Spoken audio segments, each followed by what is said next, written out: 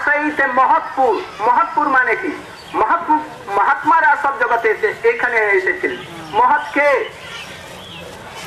শ্রীমদ ভাগবতেতে বলা হচ্ছে তিনজন মহৎ পুরুষের কথা। একটা যুধিষ্ঠির মহারাজ, উদ্ধব আর গিরিরাজ গোবর্ধন। কি নাম? হরিদাস বর্জ। হরিদাস বর্জ মানে হরিদাস গণের মধ্যে যে শ্রেষ্ঠ তিনি হচ্ছেন মহৎ। যুধিষ্ঠির মহারাজ একজন মহৎ পুরুষ। একবার রাষ্ট্রীয় যজ্ঞেতে নারদ ঋষি সেখানে গিয়েছে, আর পাঁচো পাণ্ডব, দ্রৌপদী, কুন্তি সকলে মিলে তার চরণ বন্দনা করতে লাগলো। বলছে সে আপনি মহান পুরুষ। যুধিষ্ঠির মহারাজ বললেন, উনাকে প্রণাম করে বলতে লাগলেন, খুব প্রশংসা করলেন। তখন নারদ বললেন যে হিমালয় জানে না যে হিমালয় কত উঁচু, অন্য লোক দেখেছে সে কত বিরাট উঁচু, 7 মাইল না কত উঁচু। হিমালয় বুঝে না তার মহিমা। আপনারাও আপনার মহিমা বুঝতে পারছেন না। যাহার বাড়িতে স্বয়ং ব্রহ্ম, পরব্রহ্ম নর ভাবেতে নিজের মহিমা গোপন করে আপনার বাড়িতে অবস্থান করছেন, অর্থাৎ কৃষ্ণ অবস্থান করছেন। গৃহম গূঢ়ম পরম ব্রহ্ম মনুষ্য লিঙ্গম, ওই একটা মানুষের মতন দেখা যাচ্ছে। আর এইখানে সবসময় আপনার বাড়িতে অবস্থান করছে আপনাদের সঙ্গ পাওয়ার জন্য, আর আমরা ওই সব দর্শন করবার জন্য আপনার বাড়িতে আসছি, তখন দর্শন হচ্ছে। অতএব আমার থেকে কোটি কোটি গুণ মহিমা। নারদের সঙ্গে কৃষ্ণচন্দ্র কি নিজের ভগ্নীর বিবাহ দিয়েছেন না কার সঙ্গে বিবাহ দিয়েছেন? অর্জুনের সঙ্গে বিবাহ দিয়েছেন। যুধিষ্ঠির অর্জুন দ্রৌপদীর সঙ্গে তার সখ্য ভাব আছে, নারদের সঙ্গে সেরকম কি সখ্য ভাব আছে? অতএব এদের সঙ্গে কৃষ্ণের খুব মিতালি, খুব সখ্য ভাব আছে। যে নারদ প্রভৃতি, সুখদেব গোস্বামী প্রভৃতি কারো নাই। একজন যুধিষ্ঠির মহারাজ হচ্ছেন একজন হরিদাস, আর ইনার থেকে শ্রেষ্ঠ একজন আর হরিদাস আছেন, তিনি হচ্ছেন উদ্ধব, যিনি কৃষ্ণের সখা, কৃষ্ণের বন্ধু, কৃষ্ণের মন্ত্রী, কৃষ্ণের পরিষদ, কৃষ্ণের সবকিছু। আবার এই হরিদাস থেকে গোবর্ধন গিরিরাজ হরিদাস বর্জ প্রমদমদন লীলা कंदरे कंदरे से रचयते नवजूनो द्वंद्वमस्मिन् नमन्दम् इति कलिकर्णार्थक लग्न कस्तद्वयोरुमे निज निकट निवासम देहि गोवर्धन। তার থেকে কোটি গুণ শ্রেষ্ঠ হচ্ছেন উদ্ধব, যেখানে কৃষ্ণচন্দ্রের সখাগণের সঙ্গে বিহার ভূমি, কৃষ্ণকে জল খাবার জন্য মানসী গঙ্গা, তারপরে কুসুম সরোবর, গোবিন্দ কুণ্ড ইত্যাদি সব কুণ্ড সব জল ভর্তি আছে। এমন কোন ফল নাই জগতের সব ঋতু যে ওই গোবর্ধনেতে নেই। সুন্দর সুন্দর ঘাস আছে, গরুরা খায়, সকলকে প্রত্যক্ষ করে। আর তাছাড়া আর প্রমদমদন লীলা কন্দরেতে, তার প্রতি কন্দরাতে সুন্দর তমাল কুঞ্জ ইত্যাদি রয়েছে, আর সেইখানেতে তাহার রাস বিলাস হয়। আর গিরিরাজ গোবর্ধন তাহার সাক্ষী। এমনকি তিনি কৃপা করে তা কেউ কোন জীব তাহার আশ্রয় করে তাকে সেই লীলার মধ্যে প্রবেশ করিয়ে দিতে পারেন। এই জন্য গিরিরাজ গোবর্ধন সেটা। কিন্তু এরা সকলই গোপীগণের চরণ ধুলি চায়। আসামহ চরণের যুসামহম শ্যাম, এমন হচ্ছে গোপীগণ। গোপীগণ হচ্ছেন কৃষ্ণের একেবারে প্রিয়া, লাদিনী শক্তি। ওই ভান্ডির বন ইত্যাদিতে এই সব লীলা হয়েছে। আর মহৎপুরেতে ওই যুধিষ্ঠির মহারাজ আসাতে তার গ্রামের নাম হয়ে গেল মহৎপুর। তিনি এক চাকরা গ্রামেতে গিয়েছিলেন সমস্ত লোককে নিয়ে, পাঁচো পাণ্ডব। আবার ওইখানে তার মহিমা শ্রবণ করে দিয়ে এই নদীর ধামকে আশ্রয় করে এইখানে তিনি মহৎপুরেতে আসেন এবং গৌরচন্দ্রের এখানে দর্শন পেয়ে তিনি কৃতার্থতা লাভ করেন। এই স্থান হচ্ছে মহৎপুর। পরেতে এইটা হচ্ছে শঙ্করপুর। শঙ্করপুর মানে রুদ্রের স্থান। এই সম্বন্ধে তাহা বলেছে। এখানেতে বিষ্ণু স্বামী রামানুজ, মধ্য, নিম্বাদিত্য ইত্যাদি সব এসেছিলেন। পরবর্তীকালেতে ওই বিষ্ণু স্বামী বল্লভ ভট্ট হয়েছিলেন, যিনি এইখানে চৈতন্য মহাপ্রভুর নিকটেতে সবগুলি শ্রবণ করেছিলেন এবং শেষ পর্যন্ত তিনি মহাপ্রভু রাজনী শক্তি গদাধর তাহার নিকটে কৃপা প্রার্থনা করে তিনি গোপাল মন্ত্র লাভ করে দিয়ে গোপী ভারতে ভজন কর তিনি শিক্ষা লাভ করে গেছিলেন। তারপরে ওখানে চলে গেছেন। রামানুজ আসবার একটি কারণ হচ্ছে সেটি, তিনি জগন্নাথপুরীতে গিয়েছিলেন। সেখানে দেখলেন যে তাহার সেবকরা তাকে আরতি করে, রন্ধন করে, এইসব করে, কিন্তু তাহারা খুব কামবুল খায়, পান খুব খায়, আর চিবাইতে সব কাজ করে। আরো তার মধ্যে কতগুলি কদাচার দেখতে পাওয়া যায়। আজকাল তো আরো অনেক কদাচার, বললেই আপনাদের ভক্তি চটে যাবে ওদের প্রতি। যা ওইখানে রামানুজ দেখে বললেন যে সে উনার ভক্তির বৈদিক ভক্তির বিচার, তিনি বলেন যে সে এখানে তাম্বুল খাবার চলবে না, যারা তাম্বুল খাবে ওদেরকে বার করে দেওয়া হবে। এই জন্য সমস্ত পান্ডারা খায়, ওদেরকে সব সেবা থেকে বাহার করে। ওরা জগন্নাথের নিকটে ধারণা করে দিল যে প্রভু আমরা আমাদের পূর্বজরা অনাদিকাল থেকে আপনার সেবা করে আসছে, এই রামানুজ এসে আমাদেরকে ঘর থেকে বাহার করে দিল, আর আমরা আর কোনো জিনিস খাবো না, এইখানে প্রাণ প্রত্যাগ করবো যদি আপনি সেবা না দেন। একদিন, দুদিন, 3 দিন, 4 দিন তারা ধারণা দিল, আর জগন্নাথ দেব থাকতে পারেন। রাত্রিকালে রামানুজ শুয়েছিলেন, তাকে খাট পলঙ্ক সমেত উঠিয়ে দিয়ে একেবারে ফেলে দিলেন কুর্মাচলেতে। বহু দূর, ওখান থেকে প্রায় 700-800 মাইল দূরে। ওখান থেকে হায় হায় আমাকে জগন্নাথ দেব এখানে ফেলে দিলেন। আর ফেললেন কোথায়? দেখলেন যে সেই কুর্মাচল, ওনাকে শঙ্কর বলে তার সকলই আরাধনা করে, ওই শিবলিঙ্গের মতো। বলছে এই শিবলিঙ্গ যেখানে আমি মরে গেলেও আমি যাই না, আর ঘরেতে আগুন লেগে গেলেও শিব মন্দিরেতে আমি যাই না, সাপ কামড়িয়ে দিলে আমি মন্দিরেতে যাই না, আর আমাকে এই শিবের স্থানে তো ফেলে দিলেন। তখন হুতাশ করতে লাগে। তখন ওই বিগ্রহ বললেন, আরে আমি কুর্মদেব, আমি শঙ্কর নই, আমি শিবের লিঙ্গ নই। তখন তিনি তাহাকে উঠে রাখেন।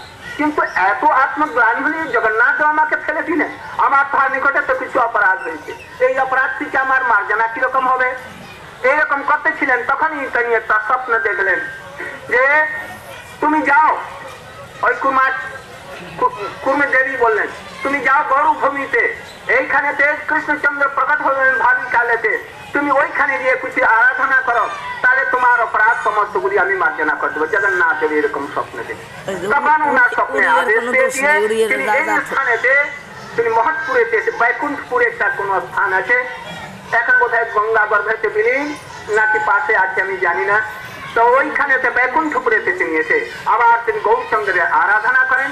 গৌরচন্দ্র তাহাকে ওই রকম গৌর ভাবেতে, গৌরাঙ্গ রূপেতে দর্শন দেন, তার জীবন কৃতার্থ হয়ে যায় এবং তার সম্প্রদায় পরিবর্তন করে দাস্য ভাবেতে ভক্তি প্রচার করবার জন্য বিশিষ্ট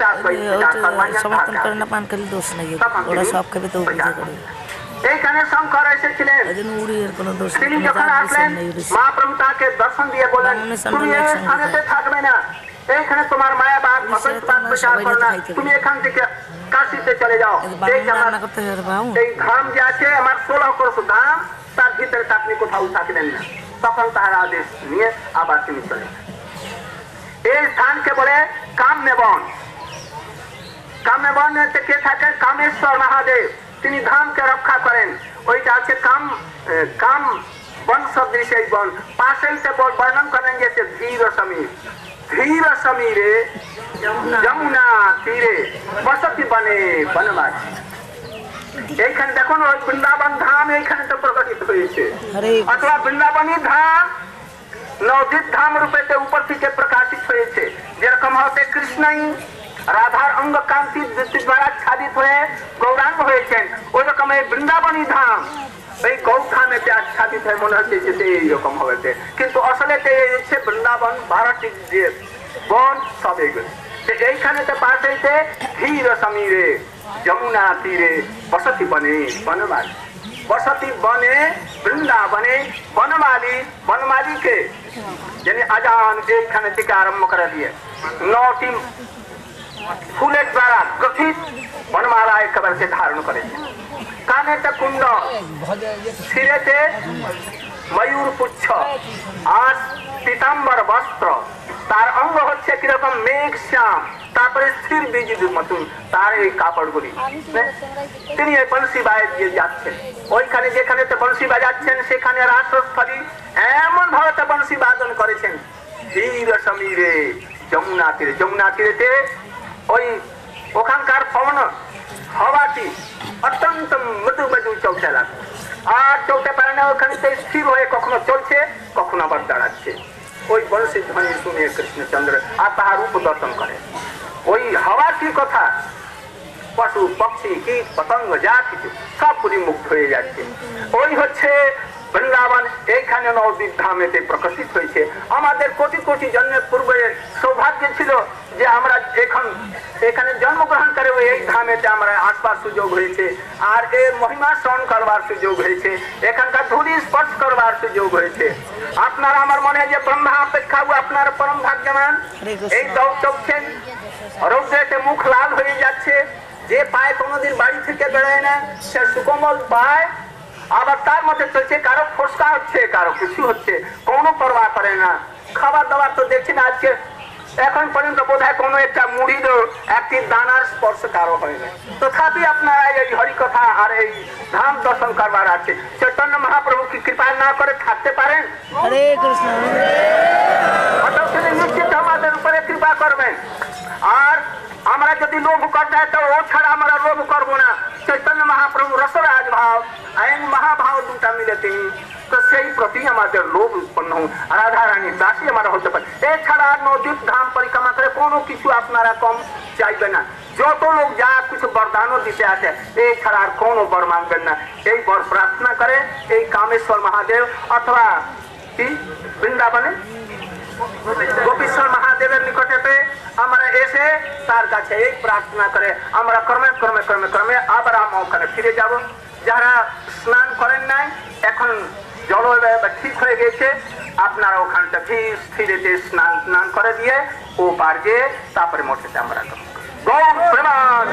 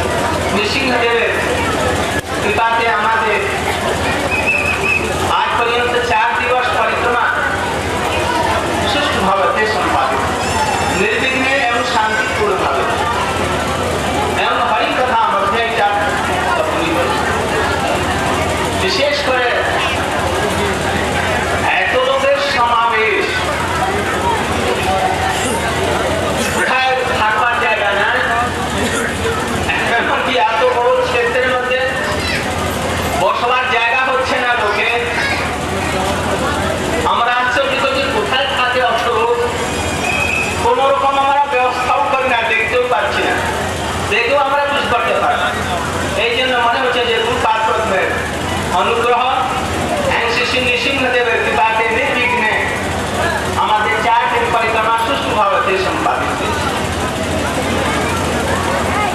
আজকে আমরা প্রথমে কোল দ্বীপে করুণা মায়া ওখানে গিয়ে তার কাছে যে প্রার্থনা করেছি, তারপরে শ্রী জগন্নাথ মহারাজের ভজনে এবং সমাধি স্থলেতে আমরা গিয়েছি। তারপরে আমরা নিদয়া ঘাটেতে উপস্থিত হয়েছি। মহাপ্রভু ওইখান থেকে লাফ দিয়ে গঙ্গাতে ওইখান থেকে এ পার হয়ে কণ্টকনগর গিয়েছেন, আর আমরা নিদয়া ঘাটেতে এ পার থেকে ও পারে গিয়েছি। এই একটু মাত্র দেরি। বেশ সুন্দর হরি কথা পরিবেশ, বেশ সুন্দর সুন্দর কথা সব আলোচনা। এই হচ্ছে পরিক্রমা। ভক্তিগুরু ঠাকুর পরিক্রমায় যে সমস্তগুলি দিয়েছেন আদর্শ, যথাসম্ভব আমরা চেষ্টা করছি দুর্পাত্মের অনুগ্রহেতে সুস্থভাবে সমস্তগুলি সম্পাদন। এখন পর্যন্ত কোনো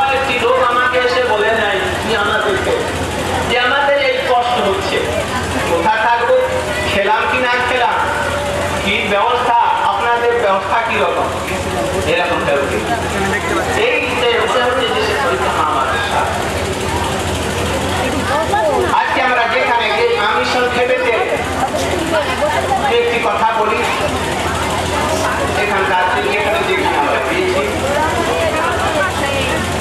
আজকে আমরা করুণামায়া দেখি সাধারণ লোক নদীর পাশে তাকে পোড়ামা তালা বলে পোড়ামা তালা মানে ওরা মানে যে কালি তার মুখটা খুলে আছে মুখটা তার কেন খুললো যখন তোমরা শুনবে না কথা বলবে সব যারা কথা বলবে আর পরে আসবে ভিতরে আসবে ওদেরকে আসতে দিল না সাধারণ মনে করে যে কালী এখানে ওই কোন মাসেতে রাস হয় কালী দেবী কার্তিক মাসে হয় 30 हाथ 40 हाथ काली बनाए सब 4-5 हाथ लंबा जिब्बा और उठा रास पर কোনো জগতে শোনা যায় না যে এই রকম হয়তো রাস হয় বৃন্দাবনে রাস হয় আর এইখানেতে ওরা এইসব তো ওরা মনে করে যে ওই কালী আর তার মুখটা পুড়িয়ে গেছে ওই পোড়া মা তলা বলে মুখটা কেন বললো তাই একজন লোক বলছে এখানকার আমি জিজ্ঞাসা করলাম যে ভাই পোড়া মা তালা কেন বলো ওই কেন বলো তো বললো যে যখন শঙ্কর সব অসুরকে বিধ্বংস করতেছিলেন তখন ওই কালী শুয়ে গেলেন তার সামনে তখন শঙ্কর তার পায়ে একটু তাহার উপরে বুকের উপরে দিয়ে দিলেন যখন বুকের উপরে পা দেন তখন দেখলেন আরে আমি কি করলাম আমি আমার স্বামী বুকেতে পাইছি না তখন জিহ্বা বাহার করে দেন আর অত্যন্ত দুঃখিত বলেন এই জন্য তাহার মুখটা পোড়া মতন হয়ে গেল এই জন্য পোড়া মান করে কিন্তু তার শাস্ত্রীয় বিচার না ইনি হচ্ছেন প্রৌঢ়া মায়া প্রৌঢ়া মায়া থেকে অপভ্রংশ হয়ে পোড়া না তারা এই প্রৌঢ়া মায়াকে যদি বলা হয় যে শঙ্কর বৃদ্ধসী প্রৌঢ়া মায়া এই ধামেতে যত নাস্তিক যারা ভগবানকে মানে না ওদেরকে ধাম থেকে দূরে উপরে রাখবার জন্য এখানে তার ধামকে সেবা করছেন রক্ষা করছেন এই দুজন এইখানে প্রৌঢ়া মায়া আর শঙ্কর মানে রুদ্র ওইখানে যেখানে আজকে আমরা গিয়েছিলাম মাঝে মাঝে গঙ্গায়ের মধ্যে চলে আসেন মাঝে মাঝে আবার লেট হয়ে যায় এই প্রৌঢ়া মায়াকে এটা জানতে গেলে ভাগবত মধ্যে বর্ণন করা আছে যখন মথুরাতে কৃষ্ণের আবির্ভাব হয় যখন সংস্কার করা পদ্মিনী চতুর্ভুজ নিয়ে যখন আবির্ভূত হন বসুদেব কংস কারাগারেতে ওই সময় ঠিক গোকুলেতে কৃষ্ণের আবির্ভাব জন্ম হয় জন্মলীলা গর্ভ থেকে তিনি আর তার কিছুক্ষণ পরেই এই যোগ মায়া তিনি প্রকটিত হন এই জন্য গোকুলেতে যমজ সন্তান কৃষ্ণ এবং যোগ মায়া ইনি হচ্ছেন তার ভগিনী কৃষ্ণের জন্ম তারপরে তাহার জন্ম হয়েছে এই জন্য শ্রীমদ্ ভাগবতে বলেছেন যখন কংস তার পায়ে ঘরে পাথরের উপর আছাড় মারল তখন হঠাৎ করে এই পায়ের পাড়া একটু আঘাত দিলেন কংসের মাথা সে একেবারে ঠিক পাত করে পড়ার মতো তাহার অবস্থা আকাশ মার্গে দেখে জিহাদ থেকে ছুটে গিয়ে আকাশ মার্গেতে অষ্টভুজা দুর্গা রূপে তিনি ধারণ করেন এবং তাকে বলে রে কংস তুমি আমাকে দিবা তোমার সন্তান মত প্রকট হয়ে গিয়েছে তখন তাকেও প্রণাম করে বলছি আর তাকেও স্তব এই যখন পর্যন্ত তিনি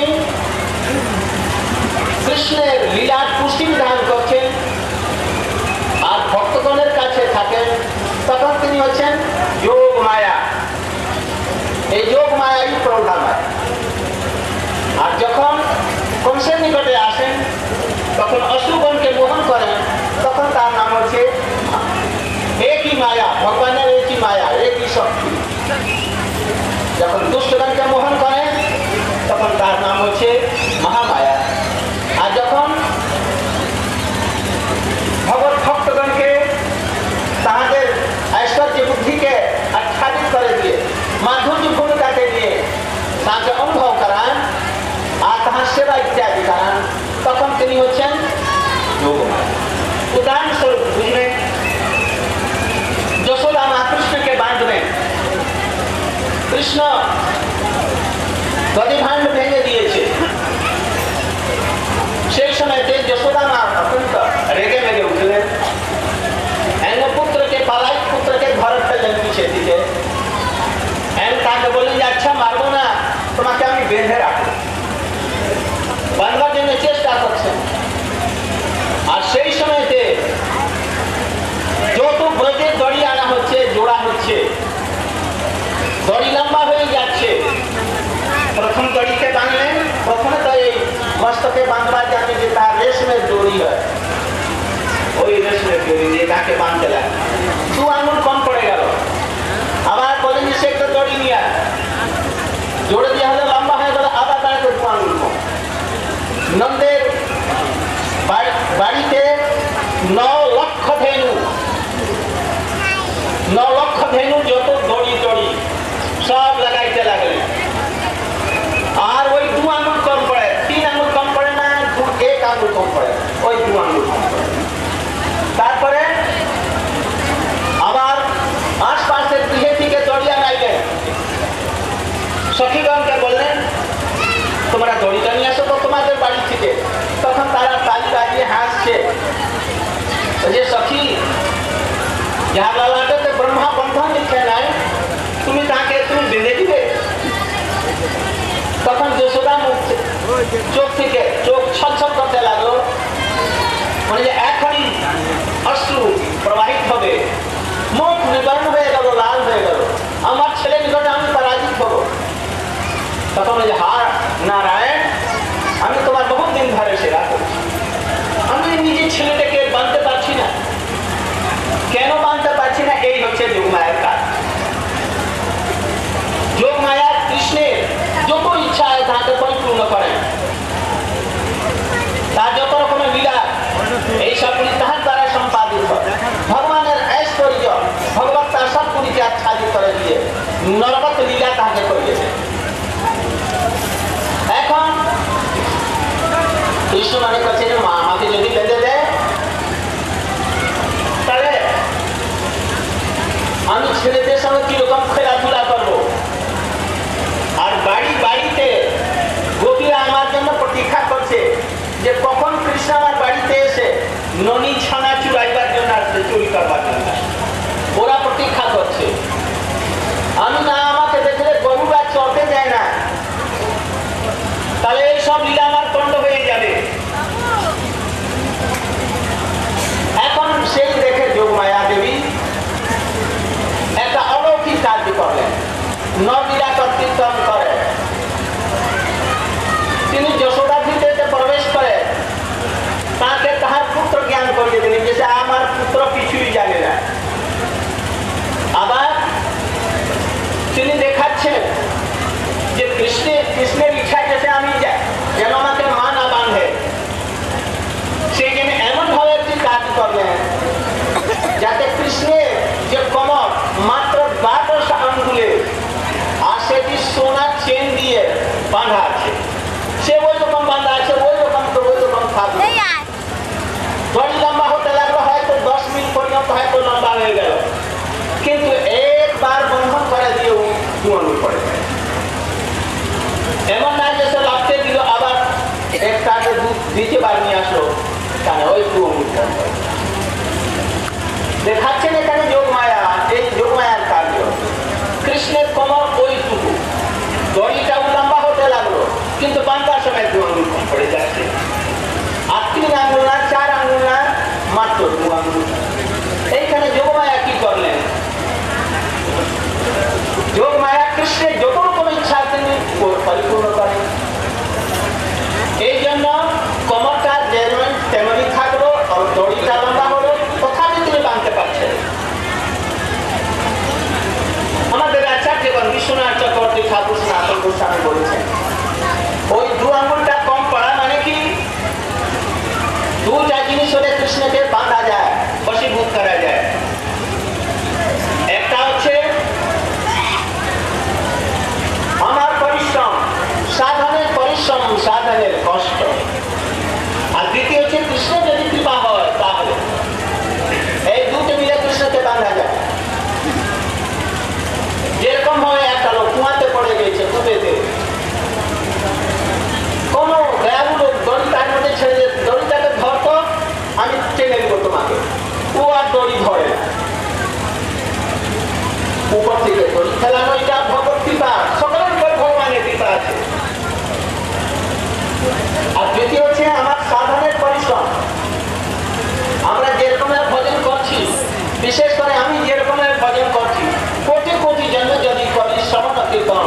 তপধনা পায় কৃষ্ণ পদের জন্য।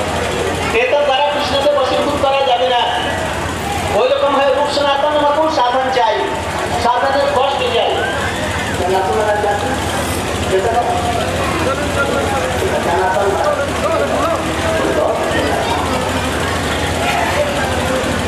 সাধনের পরিশ্রম চাই আর সঙ্গে সঙ্গে ভগবানের কৃপা চাই, দুটা মিলে তারটা হাতে বাঁধা যায়। এই জন্য যশোদা মা দেখলেন যে আর বাঁধতে পারা যাচ্ছে না, হে নারায়ণ আমি এর কাছে লজ্জিত হব, এই জন্য ভগবানের কৃপা প্রার্থনা করছেন। আর অন্যদিকে যশোদা মা বাঁধতে বাঁধতে ঘর্মাক্ত হয়ে গেছে, ক্লান্ত হয়ে গেলেন, তথাপি প্রতিজ্ঞা করছেন আজকে শুরু নয়, আজকে 10,000 বছর পর্যন্ত বাঁধতে হয়, তাহলে আমি তাহাকে বেঁধেই তারপরে আমি ছাড়ব। এইরকম দৃঢ় নিষ্ঠা আর পরিশ্রম ভজনে কৃষ্ণ দেখে কৃপয়া শীত সবন্ধনে কৃপা করে তিনি বন্ধন স্বীকার করেন। এইরকম আমাদের ভগবানের কৃপা চাই আর আমাদের সাধন ভজন চাই, তাহলে ভগবানকে পারতে পারে। এই হচ্ছে যোগ মায়ার কাজ। যশোদা মা, নন্দ বাবা এরা সাধারণ লোক নয়, এরা চায় তো কোটি কোটি ব্রহ্মাণ্ডকে আর কোটি কোটি ব্রহ্মাকে সৃষ্টি করে দিতে পারে। ওর সখাগণকে ব্রহ্মা তৈরি করে নিয়ে যাবে, ওইরকম কোটি কোটি ব্রহ্মা তাদের নখ দুটি থেকে বিচ্ছুরিত হয়ে তারা এই চারিদিকে ঘুরিয়ে বেড়াবে, কিন্তু তারা মনে হচ্ছে যে ব্রহ্মা তাদেরকে নিয়ে আটকে দিল। এইটা কাজে যোগ মায়া করে। যোগ মায়া আর কি কারণ? যোগ মায়া না থাকলে কৃষ্ণের কোনো বিদায়ী হবে না। এই সব গোপীগণের বিবাহ হয়েছে অন্যান্য ব্রজবাসীদের সঙ্গে, ছেলেদের সঙ্গে। মনে হচ্ছে যে সে ওদের সঙ্গে বিবাহ, আর শ্রীমতী রাধিকার সঙ্গে কৃষ্ণের বিবাহ হয় না, এইগুলি বুঝতে পারে না। এর মধ্যে অনেক রহস্য আছে, এই যোগ মায়ার দ্বারা হয়। যেরকম ভাবে ব্রহ্মা যখন চাইলেন, তার ইচ্ছা হলো যে সে এই আকাশের আত্মা আকাশ মার্গে বিচরণ করতে লাগে। কৃষ্ণ তার মস্তক বিভিন্ন করে এখান থেকে যখন বেরোলেন, তখন ওই যে আকাশ মার্গে থেকে জ্যোতি ঘুরছিল, জ্যোতি সেটি কৃষ্ণের পার করতে এসে ব্রহ্মা দেখতে যায় এই পাষণ্ড কৃষ্ণের বিরুদ্ধাচরণ করেছে, আর একে তাহাকে মুক্তি দিয়ে দিলেন। আমি তাহার আরো কিছু লীলা দেখবো। তো কিরকম দেখবো? আমি কিছু চেষ্টা করে দিয়ে আমি এমন একটা বাধা সৃষ্টি করি যাতে দেখি যে কি করে। ব্রহ্মার আর কোনো দোষ না, শুধু দোষ। লীলা প্রার্থনা করতেন যে আমি আপনার কোনো লীলা দেখবো, তো তা না করে দিয়ে তিনি মনে করছেন যে আমি কোনো এরকমের বাধা সৃষ্টি করি, তখন দেখি যে তিনি কি করেন। এই যে তাহার দোষ। তো তিনি কি করেছেন? তিনি কৃষ্ণ যখন গোচারণ করতে করতে প্রসাদ পেতে বসলেন ছেলেদের সঙ্গে, তখন গরুগুলি চটে চটে চলে গেছে, গরুগুলিকে নিয়ে কল বেড়াতে লাগিয়ে বন্ধ করে। আবার কৃষ্ণ যখন ছেলেদেরকে ফেলতে যাচ্ছেন, তখন এখানে যে সখাগণ এখানে খাওয়া দাওয়া করছে, ওদেরকে নিয়ে কল বেড়াতে বলল। মনে হচ্ছে যে ব্রহ্মা বন্ধ করে দিলেন। ওই ভাগবত পড়লেও এইরকম আপাতত মনে হয়, কিন্তু তা হয় না। কৃষ্ণ দেখেছেন যে এখানকার যত গোয়ালিন আছে, গোপী প্রৌঢ়া, ওরা চায় যে আমি তাহাদের স্তন পান করি, পুত্রের মতন ওরা লালন পালন করবে আমার। আর যতগুলি গরু আছে বেদেতে, ওদের ইচ্ছা যে আমি তাহাদের বাছুর হয়ে তাহাদের দুধ খাই আর আমাকে পুত্রবৎ লালন পালন করে। আর এই যে গোপীগণ আছে, তার মধ্যে কতগুলি জনকপুরী, কতগুলি যৌথকি, কতগুলি অযৌথকি, কতগুলি ঋষিচরী, কতগুলি মুনিচরী, তারা বহু কোটি কোটি বছর পর্যন্ত কোটি কোটি জন তপস্যা আরাধনা করেছে যে আমরা গোপী হয়ে কৃষ্ণের আরাধনা করতে পারি, সেবা করতে পারি। এখন ওরা সব এখানে এসেছে। এখন তাহাদের ইচ্ছা যে কৃষ্ণের সঙ্গে আমরা, কৃষ্ণের প্রিয়তমা আমরা হয়ে থাকি। ওদের ইচ্ছা কিরকমের পূর্ণ হবে, এই বিচার করে কৃষ্ণচন্দ্র ব্রহ্মাকে মোহন করে দিয়ে ডেকে নিয়ে আসে।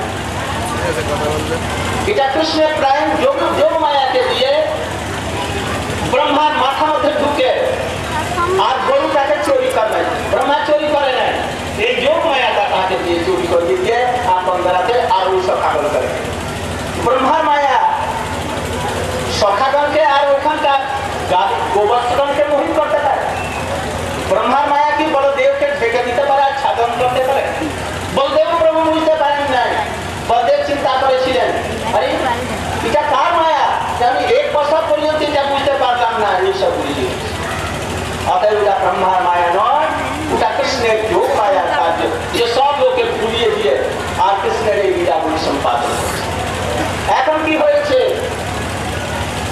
যে কৃষ্ণ এরকম ব্রহ্মাকে দিয়ে বাসুর আর এইসব চুরি করলেন, আর গোপীগণের কিরকম মনোকামনা হবে? তখন কৃষ্ণ স্বয়ংই যত বাছুর ছিল, যেরকম রঙের ছিল, ঠিক আছে, যত রকমের বাছুর ছিল, যত রঙের ছিল, যেরকম স্বভাব চরিত্রে ছিল, ঠিক ওই রকম বাছুর হবে। যতগুলি সখা ছিল, যেরকম তার কথা বলতেন, যেরকম তার স্বভাব নম্র উগ্র, যেরকম ঠিক সেই রকম সখা হবে। এমনকি তাদের লাঠি বেত্র, তাদের সিঙ্গার, তাদের আভরণ সব কৃষ্ণচন্দ্র হবে। তাদের কমলি, কালো কমলি ইত্যাদি সব কৃষ্ণ হয়ে গেল। আর তাদের মায়ের কাছে 1 বছর থেকে আর ওই লীলা সবগুলি হচ্ছে এই যোগ মায়াটা। আর একটু বিচিত্র কার্য করলেন কি, যারা গোপীরা কৃষ্ণকে প্রতিরূপে চাচ্ছিলেন, ওই সময়তে যোগ মায়া দিয়ে ওনার গুরু ছিলেন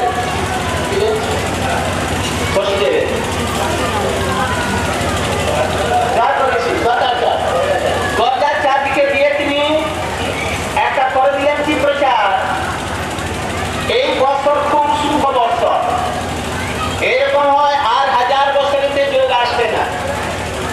এই বছর যত অবিবাহিতা কুমারী কন্যা আছে, এই বছরতে বিবাহ করে দাও।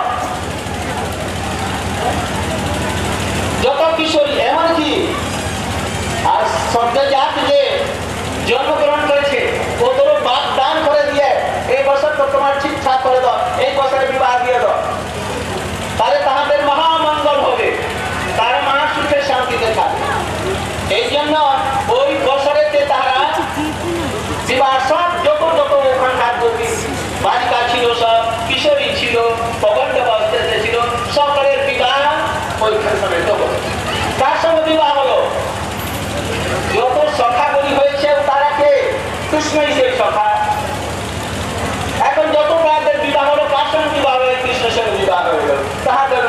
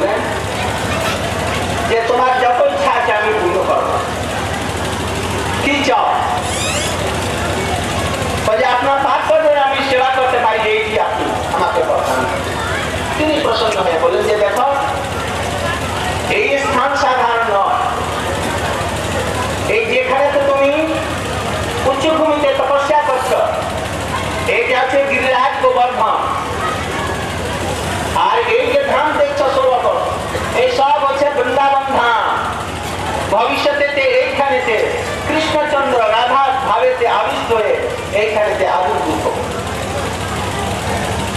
তুমি সেই সময়তে তার সেবক হয়ে এইখানে জন্মগ্রহণ করো, আর তুমি এইসব বিদ্যা দেখবার সুযোগ পাবে।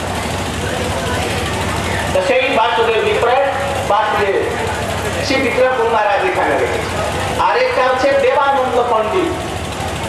দেবানন্দ পণ্ডিত তখন সারাতে আমাদের এই মঠের নাম হচ্ছে শ্রী দেবানন্দ গৌড়ীয় মঠ। দেবানন্দ পণ্ডিত তিনি এইখানেতে ভাগবত পাঠ করতেন। ও পারে চৈতন্য মহাপ্রভুর আবির্ভাব স্থল অন্তর্দ্বীপ যোগী, আর এ পারে হচ্ছে কুলিয়া গ্রাম অথবা কোলদেবের স্থান কোলদ্বীপ।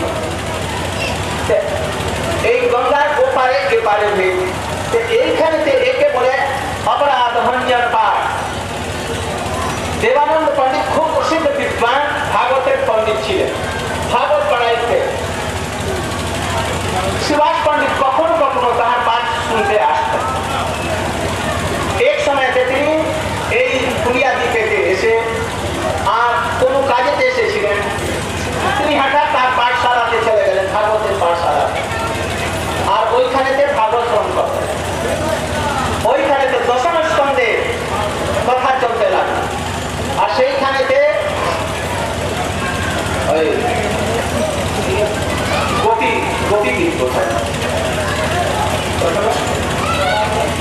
বরহাপীড়ম, ওই বরহাপীড়ম নটবর বপু কর্ণयो কর্ণিকারম বিদ্ভুতভাষা কনক কপিশম বৈজয়ন্তী চমারাম রন্ধ্রানুদে রসর সুধয়া পূরয়ন গোকুটুন্দৈ বৃন্দারণ্যম সবধর্মণম প্রাপিশত গীত। এই শ্লোক তিনি পাঠ করাচ্ছেন। তিনি আর থাকতে পারলেন না, সঙ্গে সঙ্গে তিনি মূর্ছিত হয়ে ওঠেন, হাত পায়ে করতে লাগলেন আর হাত কৃষ্ণ বলে গুণগান করতে লাগলেন। ওরা দেখলেন যে এই কোথা থেকে একটা পাগল আসলো, একে বের করে দাও এখানে থেকে, আমাদের পড়ালেখা গড়বড় হয়ে গেছে। ব্যাকরণ অনুসারেতে সন্ধি বিচ্ছেদ করে দিয়ে আর তার সমাসের মধ্যে কি আছে, কি কি ভারতের মধ্যে আছে, এই শব্দের ওর মধ্যে কিভাবে তার হয়েছে এইগুলি পাঠ করাচ্ছে। তারা ভাগবতের যে তাৎপর্য ওইটা বুঝে উঠতে পারে। সুভাষ পণ্ডিত শ্রবণ করে মূর্ছিত হয়ে গেলেন আর হরে কৃষ্ণ কন্দন করতে লাগলো। তখন ওরা সকলে মিলে নাকে উঠিয়ে তুলে দিয়ে পাঠশালা থেকে বার করে। দেবানন্দ পণ্ডিত কিছু বলেই না যে তোমরা আগে কি কাজ করছো। পরবর্তীকালে চৈতন্য মহাপ্রভু এটাকে শ্রবণ করে তিনি রেগে একেবারে কেটে উঠলেন। বলছে দেবানন্দ পণ্ডিত ভাগবত পড়ায়? ও বেটা ভাগবত পড়ায় না, ওখানে ভাগবতই নাই। আমি কালকে যাব আর সেই ভাগবত নিয়ে আমি ছিঁড়ে ফেলে দিব। ওখানে ভাগবত কোথায়? যাদের ভাগবত কোনো আচার নেই, বিচার নেই, যারা কৃষ্ণ প্রেম যাদের নাই, যারা কৃষ্ণ তত্ত্ব জানে না, তারা কি ভাগবত পড়াবে? তারা ভাগবত পড়াবে, ওখানে ভাগবতই নাই। এই জন্য গুরু মহারাজ এখানে দেবানন্দ পণ্ডিতের হাতে যে ভাগবত দেখিয়ে দেওয়া তাকে ছিল, কতগুলি লোক তার প্রতিবাদ করে, কিন্তু গুরু মহারাজ তাহাদের কথা শুনে। চৈতন্য ভাগবতে তো এই সমস্ত লীলা বর্ণন করা। অতএব যারা ভাগবত পাঠ করে কিন্তু ভাগবতের বিচার আচার তারা গ্রহণ করেন না, তাদের কাছে ভাগবত থাকে। তারা হচ্ছে ভাগবতের ব্যবসায়ী। কেউ কীর্তনের ব্যবসায় করছে, কেউ ভাগবতের ব্যবসায় করছে। সেখানে কীর্তনও নাই আর সেখানে ভাগবত। মহাপ্রভু অত্যন্ত রেগে গেলেন। তিনি বলেন যে রেগে মেগে একবার ই হয়ে গেল। কুछ দিনের পরেতে ওই ভক্তেশ্বর বিদ্যানিধি এই স্থানেতে আসেন এবং তিনি তার সঙ্গে আর ওই দেবানন্দ পণ্ডিতের সঙ্গে কোনো সম্বন্ধ ছিল। উনি শুনে যে মহাপ্রভু রেগে গিয়েছেন, দেবানন্দ পণ্ডিতকে দিয়ে বড় ভিক্ষা দিলেন। তোমার জন্ম ভিক্ষা, তোমার বিদ্যার ভিক্ষা, তুমি ভাগবত পড়া আর তুমি সেখানে শিবাস পণ্ডিতের অনাদর হলো আর তুমি সেখানে ফিরে, তোমার মহা অপরাধ হয়েছে। তখন তিনি বুঝতে পারলেন কিছু বৈষ্ণব কেন্দ্রের সঙ্গে চৈতন্য মহাপ্রভু যখন পুরী থেকে ফিরে এখানে এসেছিলেন, তখন এই স্থানেতে কোথাও ছিলেন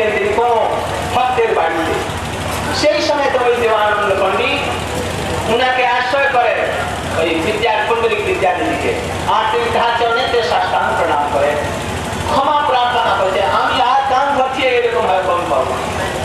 মহাপ্রভু রেগে মেগে তাকে উপদেশ প্রথম দিন প্রদান করে, সেই উপদেশকে তিনি গ্রহণ করেছিলেন এবং তার মহাপ্রভু তার অপরাধ ক্ষমা করে দিয়েছিলেন। এই জন্য এই স্থানের নাম হচ্ছে অপরাধ ভঞ্জন পাঠ। দ্বিতীয় কথা, সত্যগ্রামেতে হরিদাস ঠাকুর ধীরেন্দ্র গোবর্ধন বাড়িতে গিয়ে রাজসভাতে গিয়ে মানে রঘুনাথ দাস গোস্বামীর পিতার বাড়িতে যেতেন। সেখানে একদিন তর্ক বিতর্ক পরস্পর ওইখানে পণ্ডিতরা করছে, কে বলছে যে হরিনাম, হরিনামের আভাসেতে মুক্তি হয়ে যায়, মানে হরিনামের দ্বারা মুক্তি হয়, আর কতগুলি পণ্ডিত বলছে যে হরিনামের দ্বারা মুক্তি হতে পারে না। এই নিয়ে তর্ক বিতর্ক শাস্ত্র বিচার ইত্যাদি হচ্ছে। কেউ কেউ কারো কথা মানে না, একটা বলছে মুক্তি হয়, একজন বলছে মুক্তি হয়।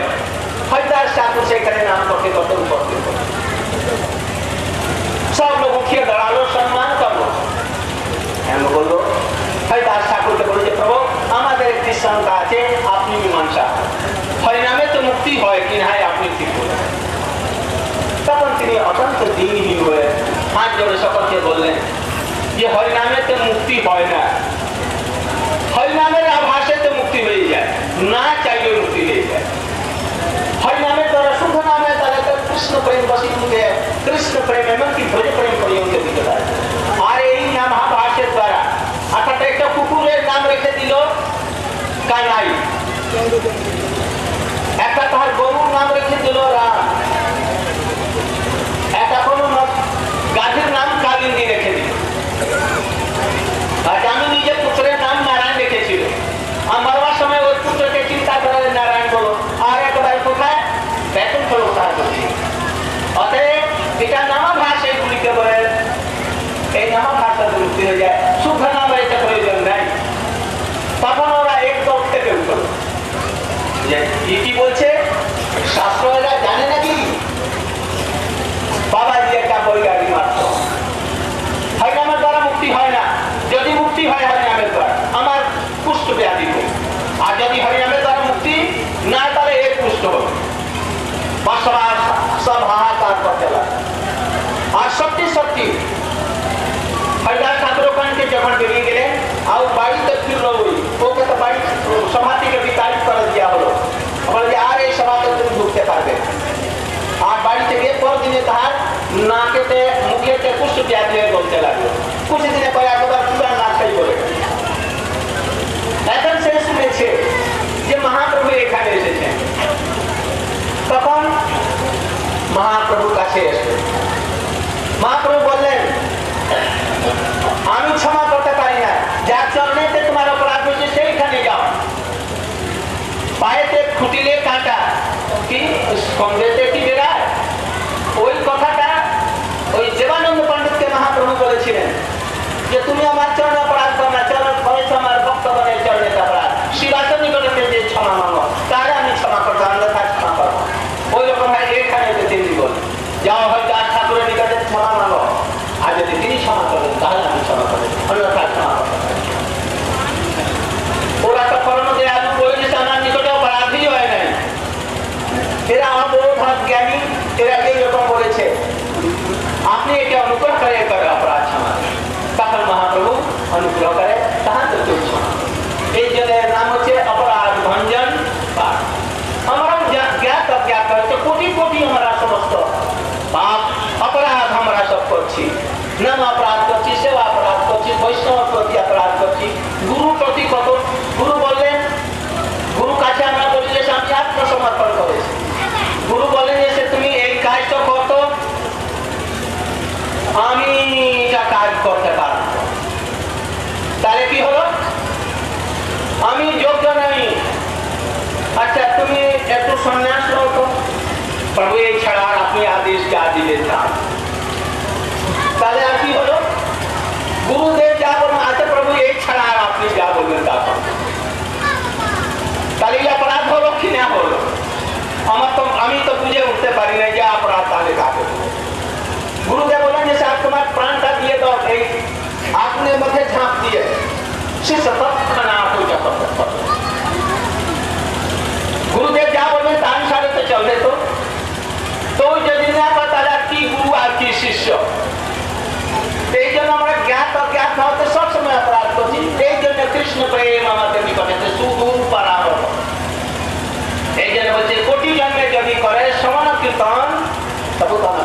কৃষ্ণ পদে। আর বলছেন সাধু সঙ্গ রাম কীর্তন ভাগবত শ্রবণ মথুরাবাসী মুক্তির শ্রদ্ধা আছে। সকল সাধনে শ্রেষ্ঠ এই পঞ্চাঙ্গ কৃষ্ণ প্রেম জন্মায় এই পাঁচের অল্প সঙ্গ যদি হয় এই পাঁচের, তাহলে কৃষ্ণ প্রেম উদিত হয়ে যায়। কিন্তু আমাদের হচ্ছে না কেন? এইসব কারণে তো হচ্ছে না। কতগুলি অপরাধ, কতগুলি সেবাপরাধ, গুরু অবজ্ঞা ইত্যাদি। এই জন্য হয় না, এইরকম করলে হবে না। এই জন্য পূর্ণরূপে আত্মসমর্পণ করতে, দেহের সমর্পণ, মনের সমর্পণ, আত্মার সমর্পণ, যা বলবে তখন করবে। তখন ভগবান দেখবে যে সে যোগ্য পাত্র হয়েছে, তখন কৃষ্ণ প্রেম তাকে দেওয়া, তখন তিনি। এই জন্য অত সহজে না। তা কথা বলছিলেন না না কিসের বিষয়ে? অপরাধ ভঞ্জন পাঠ। তো এই অপরাধ ভঞ্জন পাঠে গুরু পাঠ জন্য আমাদের মঠ করেছেন। এইখানে আসুন সব। তারপরে তাহার যার নাম করে গিয়েছিল মহাপ্রভু আসবাতে, মহাপ্রভু চরণ শরণাগত হওয়াতে, আর হয়তো ঠাকুর তাকে ক্ষমা করা যাবে সঙ্গে সঙ্গে সুন্দর নাম। এই জন্য অপরাধ ভঞ্জন পাঠ। আমরা সব অপরাধ ভঞ্জন পাঠে উপস্থিত হয়েছি।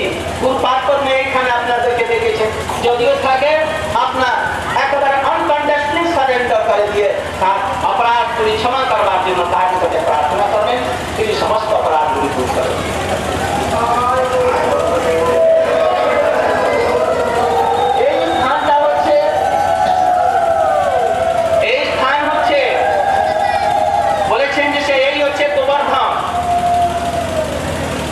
উচ্চভূমি, আমরা যেখানে প্রৌঢ়া মারা তারাতে দিচ্ছেন, ওই হচ্ছে উচ্চভূমি, ওই হচ্ছে গিরিরাজ। আর ওদিকে দেখলেন কি রাধাকুণ্ড, শ্যামকুণ্ড। মাঝখানে ভূমি কি? এই হচ্ছে রাসস্থলী। এটি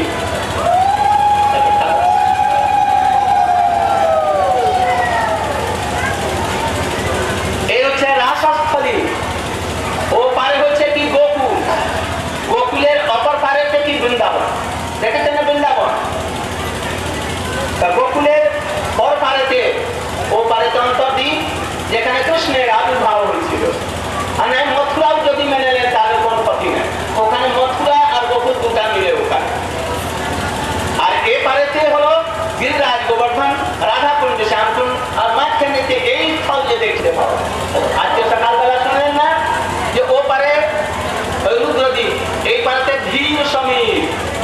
এইগুলি হচ্ছে ধীর সমীর, বৃন্দাবনেতে ধীর সমীর, রাসস্থলীতে এইখানে পাশেতে ধীর সমীর, পাশেতে ভানলিঙ্গ, পাশেতে এদিকে রাধাকুণ্ড, শ্যামকুণ্ড। আর এইখানে পঞ্চবেণী। পঞ্চবেণী মানে কি? মন্দাকিনী আর অলকা মন্দাকে হিমালয় থেকে নিয়ে গঙ্গা ভাগীরথী নিয়ে আসছে।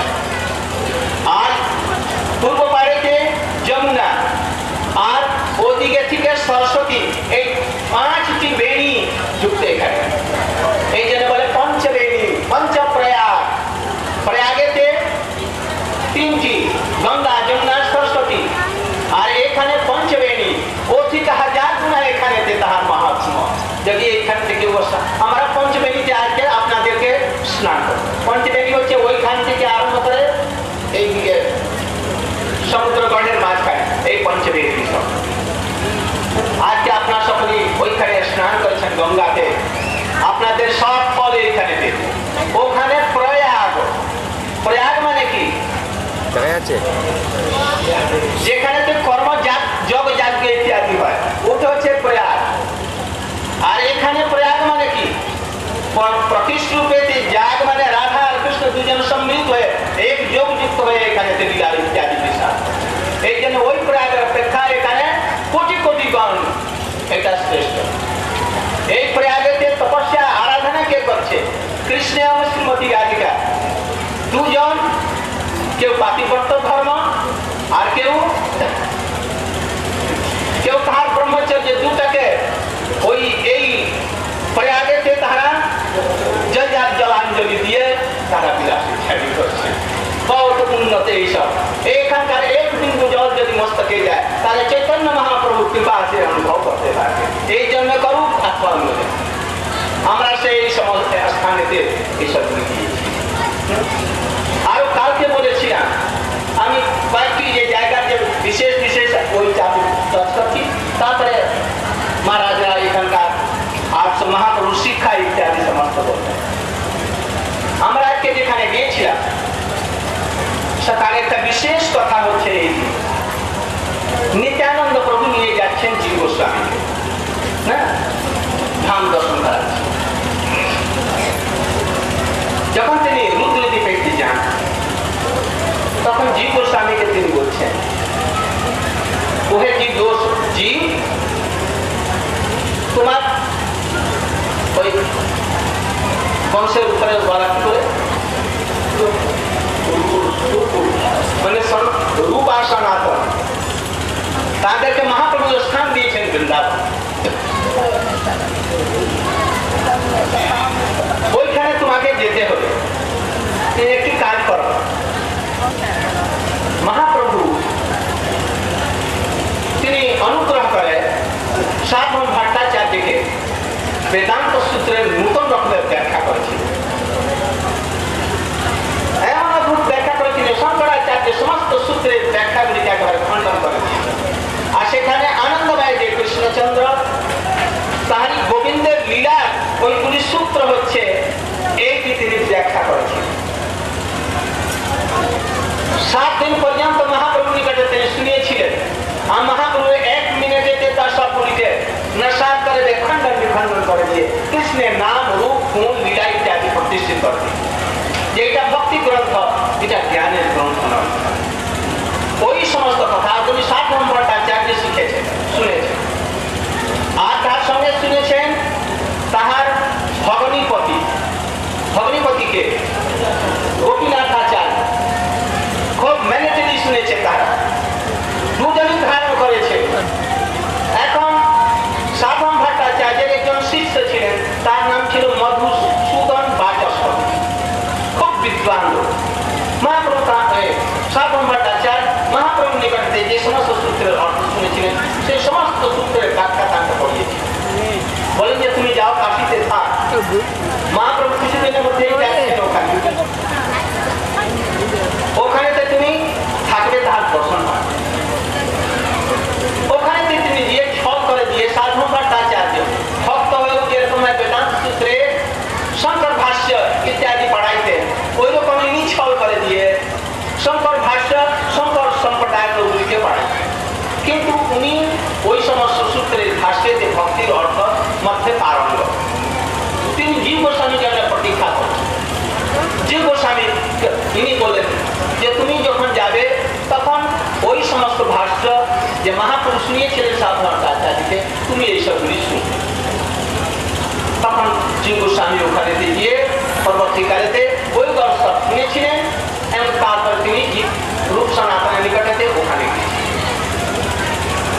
আর একটি ওর মধ্যে যে গোপীনাথ আচার্য ছিলেন, তিনি যে শুনেছিলেন, তিনি হৃদয়ের মধ্যে রেখেছেন। তিনি বলদেব প্রভু হয়ে জন্মগ্রহণ করেছেন, ভক্তি বিনোদ ঠাকুর বলছেন কি তাহারই আবেশ বলদেব প্রভুর মধ্যে প্রবেশ করেছে। এই জন্য তিনি জয়পুরেতে গিয়ে বিশ্বনাথ চক্রবর্তী সেইখানেতে গিয়ে গোবিন্দ ভাষ্য রচনা করেন। ওই মহাপ্রভুর কাছে যে সব শুনেছেন, ওই নিত্যানন্দ প্রভু অনুগ্রহ করে তার ভিতরে যে সবগুলি সঞ্চয়িত করে দিলেন জীব গোস্বামীর ভিতরে, আর তাকে এইসব কথা বলেছি। সেই জন্য নিত্যানন্দ প্রভু মনে হয় যে বাল্যকালে তো তিনি চলে গেলেন সাধুদের সঙ্গে, আর তীর্থে তিনি ভ্রমণ করছেন, কিছু পড়ালেখা তো করেন না, তাহলে কি তিনি জানবেন? তা মনে করবে না। জীব গোস্বামীকে ওই সমস্ত তত্ত্ব আর বেদান্তের ভাষ্য আর এই 4টি সম্প্রদায়, বিশেষ করে কোনটি শ্রী ব্রহ্ম রুদ্র সনকা বৈষ্ণবা স্থিতি পাওনা আর ঝুৎকলে পুরুষোত্তমাত, এই সমস্ত বলে দিয়ে একটি ব্রহ্ম সম্প্রদায়ের মধ্যে আসলেন মধ্বাচার্য, শ্রী সম্প্রদায়তে আসলেন রামানুজ, চতুর্থ সম্প্রদায়তে আসলেন নিম্বাদিত্য, আর বিষ্ণু রুদ্র সম্প্রদায়তে বিষ্ণু। এবং তাহাদের বিচারধারাকে নিয়ে চৈতন্য মহাপ্রভু কি করলেন? তার মধ্যে যে ভাব ছিল সেই সমস্ত ভাবকে পূর্ণ করে অচিন্তকে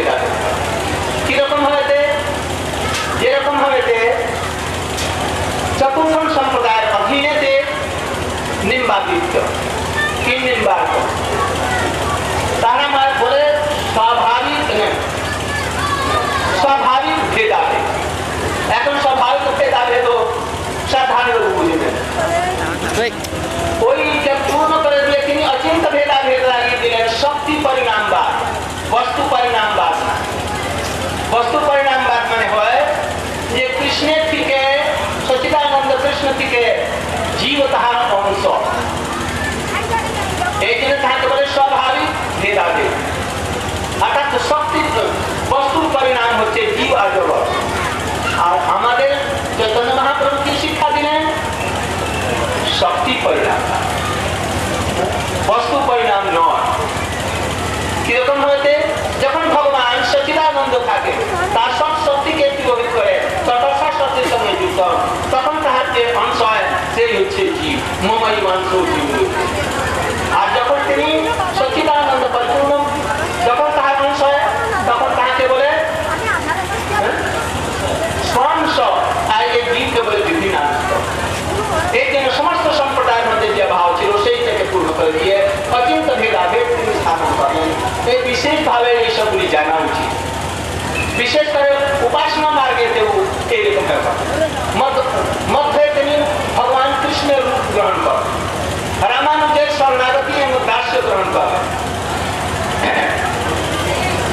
বিষ্ণু স্বামী তিনি শুদ্ধ অদ্বৈত ভাব, শুদ্ধ অদ্বৈত মানে কি?